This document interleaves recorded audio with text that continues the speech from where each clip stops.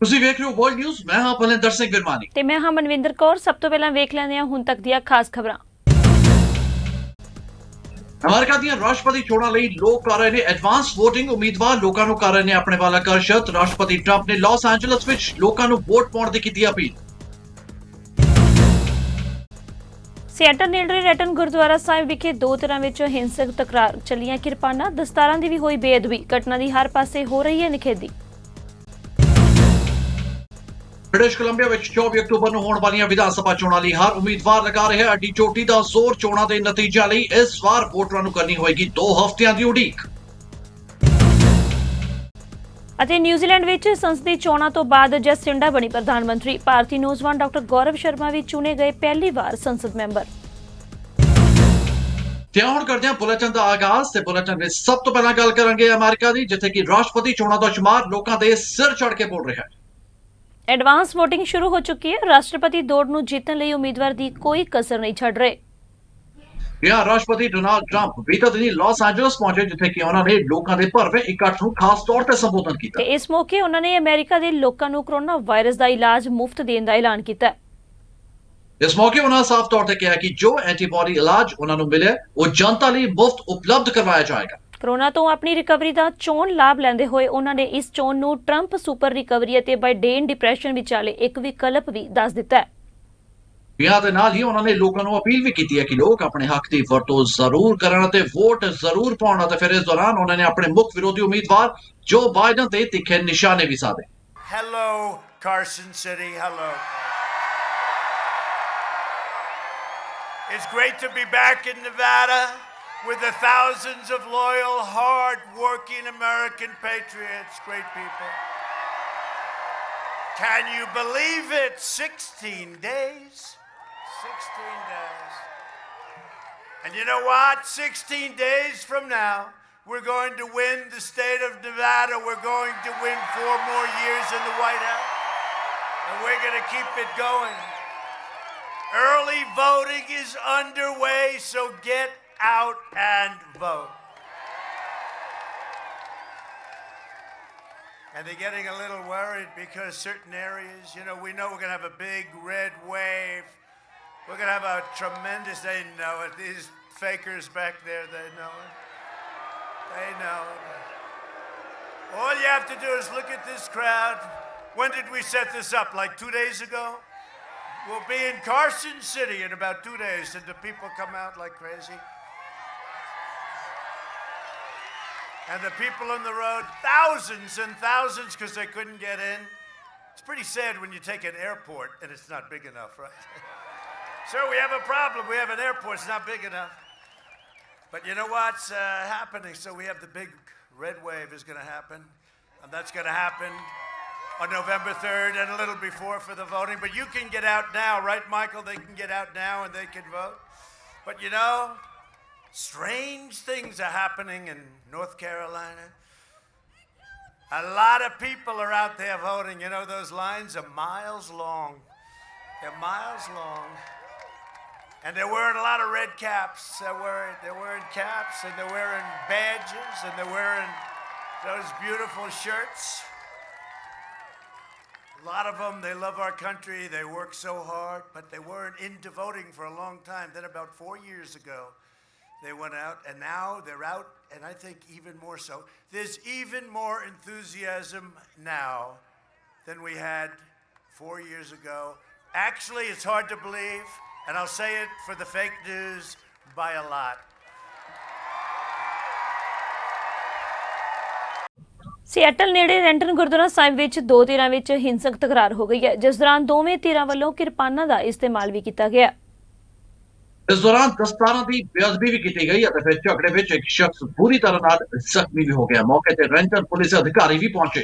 गौरतलब है कि सियाटल नेड़े रेंटन शहर ਦੇ ਗੁਰਦੁਆਰਾ ਸਿੰਘ ਸਭਾ ਵਾਸ਼ਿੰਗਟਨ ਟੈਂਪਲ ਵਿਖੇ ਬੀਤੀ ਦਿਨ ਦੋ ਧੜਿਆਂ ਵਿਚਾਲੇ ਖੂਨੀ ਝੜਪਾਂ ਹੋ ਗਈਆਂ ਨੇ, ਜਿਸ ਵਿੱਚ ਬੇਸਬਾਲ ਬੈਟ ਕਿਰਪਾਨਾਂ ਨਾਲ ਇੱਕ ਦੂਜੇ ਤੇ जम के वार किए गए ते फिर इस लड़ाई विच एक व्यक्ति नूं गंभीर सट्टां लगियां ते उस नूं फौरन ਹਸਪਤਾਲ ਭਰਤੀ ਕਰਵਾਉਣਾ ਪਿਆ। ਇਸ ਝਗੜੇ ਵਿੱਚ ਕਿਸੇ ਦੇ ਹੱਥ ਤੇ ਸੱਟ ਲੱਗੀ ਹੈ ਤੇ ਕਿਸੇ ਦੇ ਸਿਰ ਤੇ। ਇਸ ਮੌਕੇ ਵੱਡੀ ਗਿਣਤੀ ਵਿੱਚ ਰੈਂਟਨ ਪੁਲਿਸ ਵਿਭਾਗ ਅਤੇ ਰੈਂਟਨ ਫਾਇਰ ਫਾਈਟਰ ਨੇ ਘਟਨਾ ਵਾਲੀ ਥਾਂ ਤੇ ਪਹੁੰਚ ਕੇ ਸਥਿਤੀ ਤੇ ਕਾਬੂ ਪਾਇਆ। ਪੁਲਿਸ ਬਾਰੀਕੀ ਨਾਲ ਇਸ ਘਟਨਾ ਦੀ ਜਾਂਚ ਕਰ ਰਹੀ ਹੈ ਪਰ ਗੁਰਦੁਆਰਾ ਸਾਹਿਬ ਵਿੱਚ ਅਜਿਹੀਆਂ ਘਟਨਾਵਾਂ ਦੀ ਹਰ ਪਾਸੇ ਨਿਖੇਧੀ ਜ਼ਰੂਰ ਹੋ ਰਹੀ ਹੈ।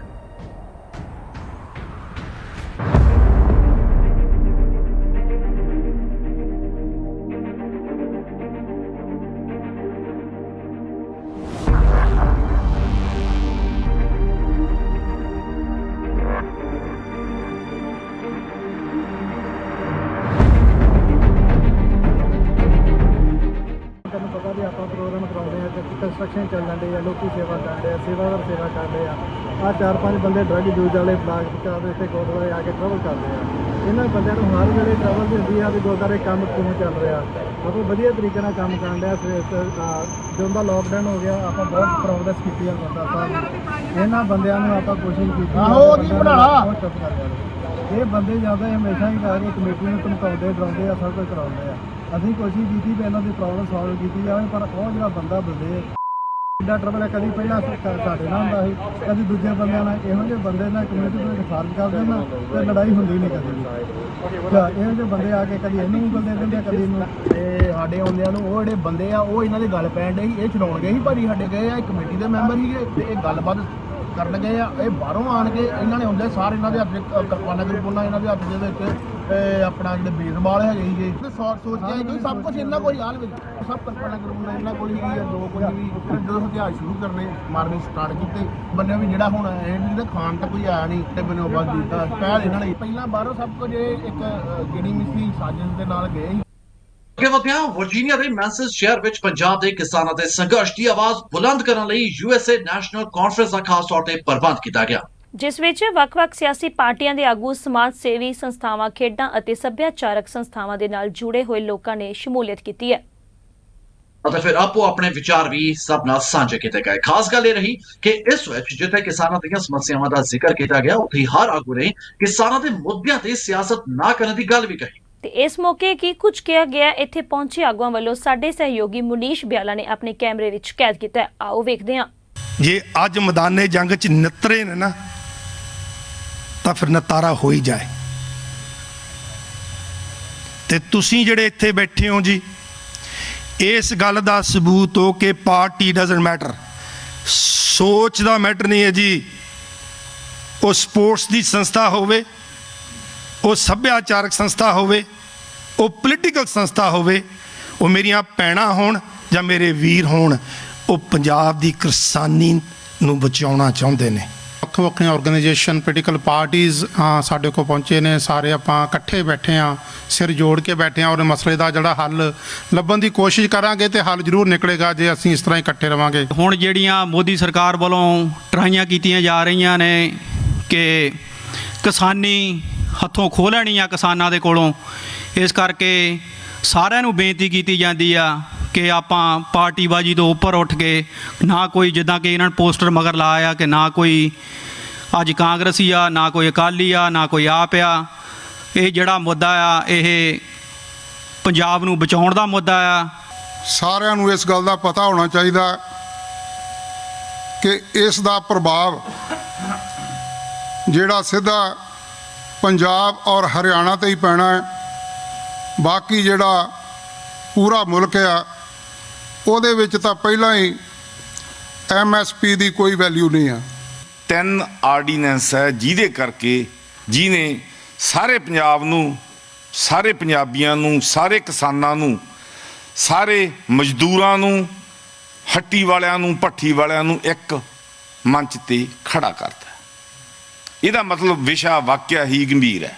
ਤੁਸੀਂ ਆਪਣੀ ਪਰਸਨਲ ਗਰਜ ਛੱਡੋ,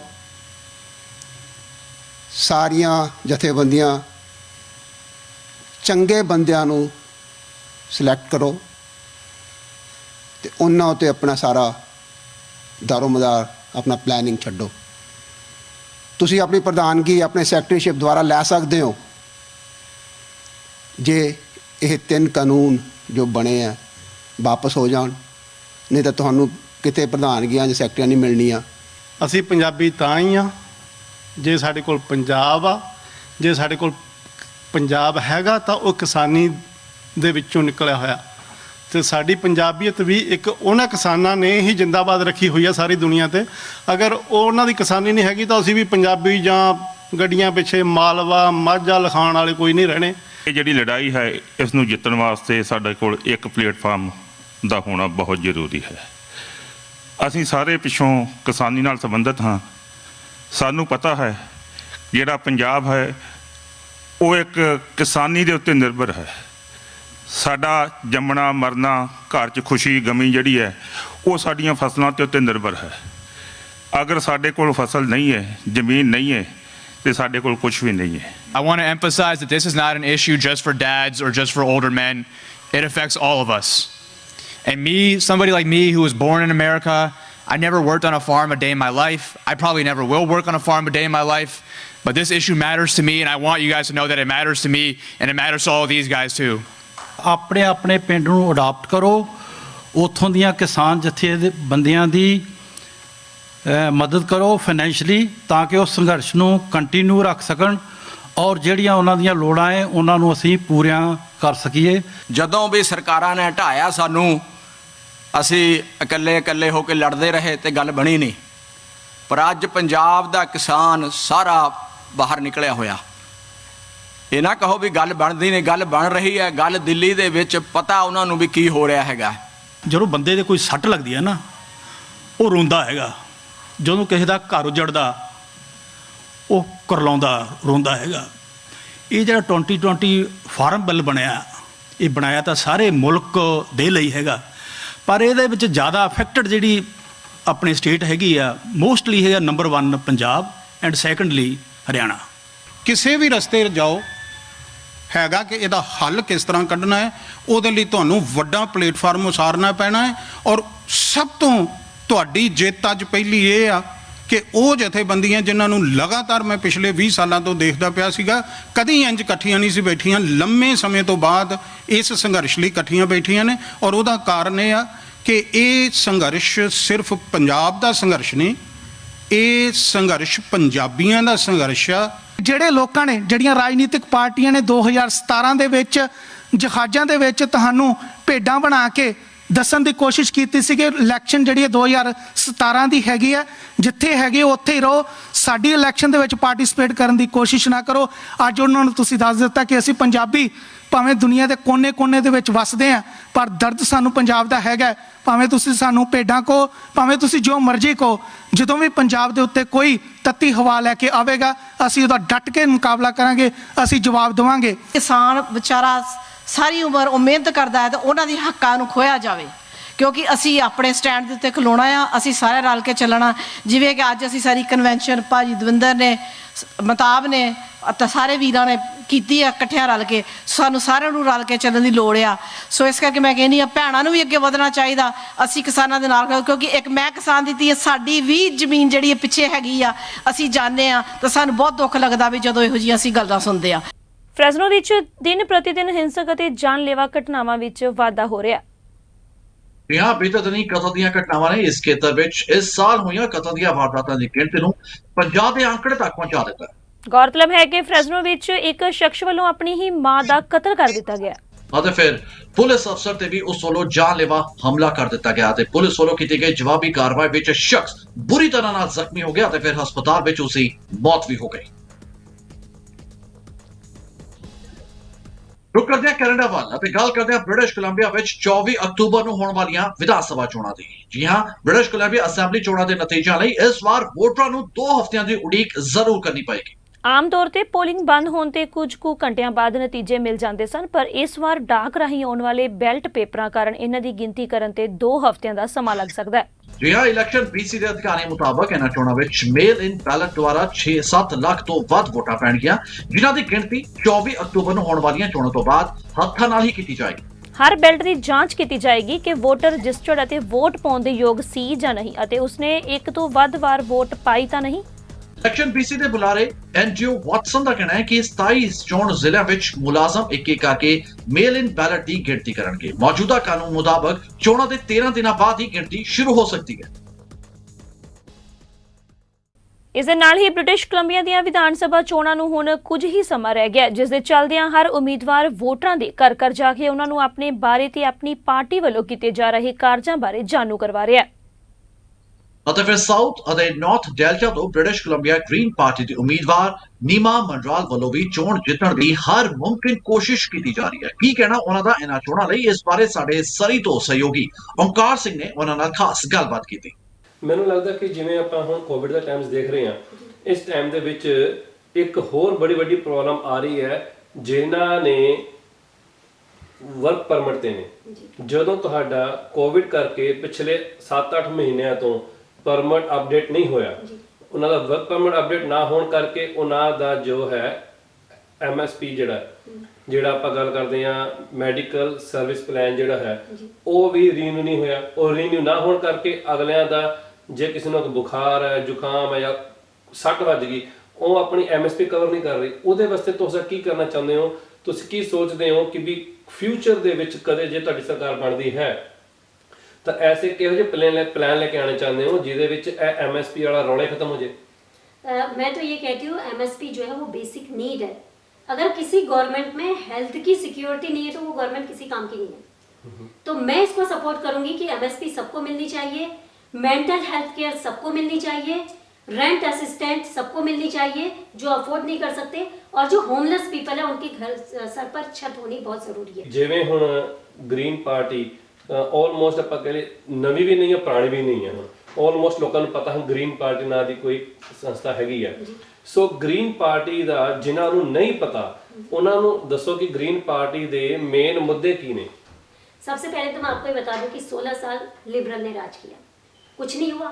3.5 साल NDP आई, क्या किया? मैं कह रही हूँ कि ग्रीन पार्टी को तो मौका दो, वो क्या करके दिखाती है। जब हम इतनी बेसिक चीजें आम आदमी के लिए इतनी सुविधा ला रहे हैं, बूढ़ों के लिए, यंगस्टर के लिए, अभी हम वही पूछ रहे हैं ना। हाँ। ਤੁਸੀਂ ਕਹਿ ਰਹੇ ਹੋ ਕਿ ਸਾਨੂੰ ਮੌਕਾ ਦਿਓ, ਲੋਕਾਂ ਨੂੰ ਦੱਸੋ ਜੇ ਮੌਕਾ ਕਿਸ ਚੀਜ਼ ਵਾਸਤੇ ਦੇਣ, ਤੁਸੀਂ ਕੀ ਦੋਗੇ ਨਾ ਉਹਨੂੰ ਖੁੱਲ ਕੇ ਦੱਸੋ ताकि क्लियर हो, लोगों का विजन क्लियर हो।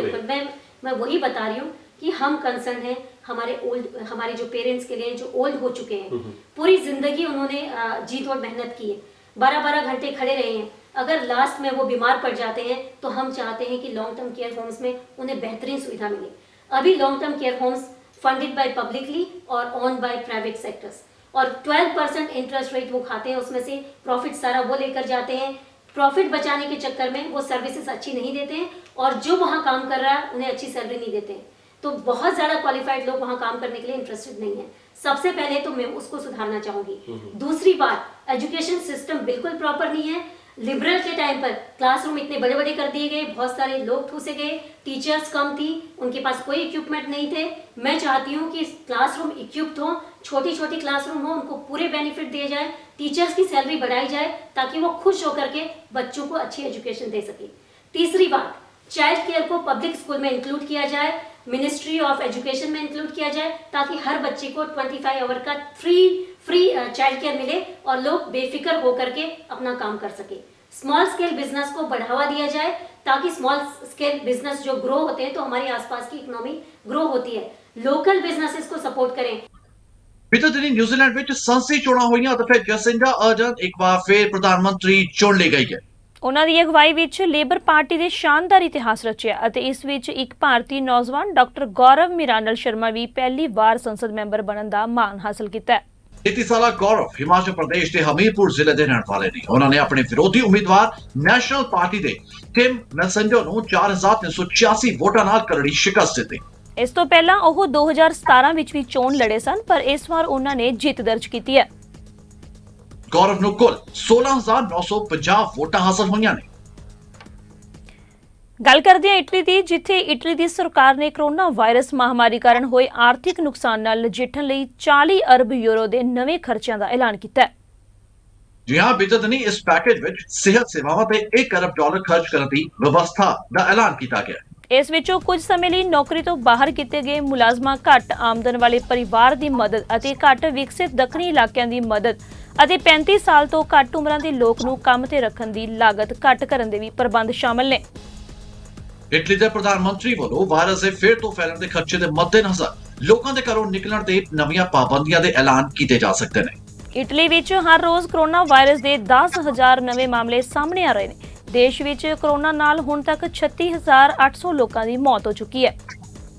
ਗੌਰਤਲਬ ਹੈ ਕਿ ਯੂਰਪ ਵਿੱਚ ਬ੍ਰਿਟੇਨ ਤੋਂ ਬਾਅਦ ਇਟਲੀ ਵਿੱਚ ਸਭ ਤੋਂ ਵੱਧ ਲੋਕਾਂ ਦੀ ਇਸ ਮਹਾਮਾਰੀ ਕਾਰਨ ਹੁਣ ਤੱਕ ਮੌਤਾਂ ਦਰਜ ਹੋ ਚੁੱਕੀਆਂ ਨੇ। ਹੁਣ ਅਸੀਂ ਆਪਣੇ ਦਰਸ਼ਕਾਂ ਨੂੰ ਦੱਸਣਾ ਚਾਹਾਂਗੇ ਕਿ ਜੇਕਰ ਤੁਸੀਂ ਸਾਡੇ ਕੋਲ ਕਿਸੇ ਵੀ ਤਰ੍ਹਾਂ ਦੀ ਕੋਈ ਖਬਰ ਭੇਜਣਾ ਚਾਹੁੰਦੇ ਹੋ, ਸਾਨੂੰ ਕੋਈ ਸੁਨੇਹਾ ਦੇਣਾ ਚਾਹੁੰਦੇ ਹੋ ਤਾਂ ਜ਼ਰੂਰ ਸਾਨੂੰ ਤੁਸੀਂ ਈਮੇਲ ਕਰ ਸਕਦੇ ਹੋ। ਸਾਡਾ ਈਮੇਲ ਪਤਾ ਹੈ info@cktimetv.com। ਫਿਲਹਾਲ ਵਰਲਡ ਨਿਊਜ਼ ਵਿੱਚ ਬਸ ਨਹੀਂ ਹੈ ਤੇ ਮੈਨੂੰ ਯਾਨੀ ਕੁਲਵਿੰਦਰ ਸਿੰਘ ਵਰਮਾਨੀ ਅਤੇ ਮੈਨੂੰ ਮਨਵਿੰਦਰ ਕੌਰ ਨੂੰ ਦਿਓ ਇਜਾਜ਼ਤ। ਧੰਨਵਾਦ।